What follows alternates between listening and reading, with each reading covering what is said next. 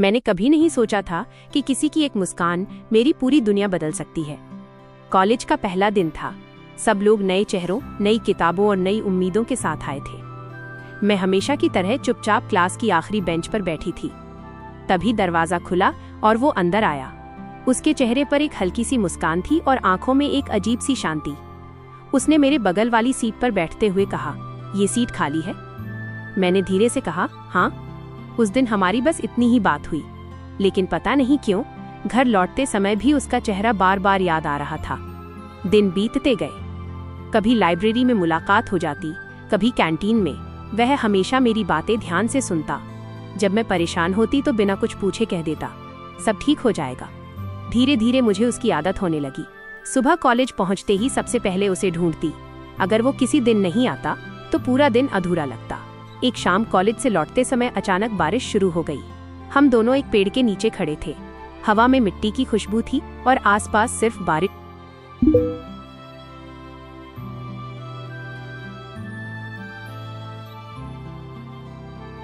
की आवाज। उसने मेरी तरफ देखकर कहा, "तुम जानती हो, कुछ लोग जिंदगी में ऐसे आते हैं कि उनके बिना बाकी सब अधूरा लगने लगता है।" मैं कुछ नहीं बोली, बस उसकी बात सुनती रही। उस पल मेरे दिल की धड़कनें जैसे पहले से तेज हो गई थी। उसके साथ बिताए छोटे छोटे पल मेरे लिए बहुत खास बन गए। कैंटीन की चाय, लाइब्रेरी की खामोशी, लंबी बातें और शाम की सैर। एक दिन उसने मुझे एक छोटी सी डायरी दी। पहले पन्ने पर लिखा था, "कुछ लोग किस्मत से मिलते हैं और कुछ दुआओं से।" उस रात मैं बहुत देर तक उस डायरी को पढ़ती रही। हर पन्ने पर दोस्ती, भरोसे और साथ की बातें थीं।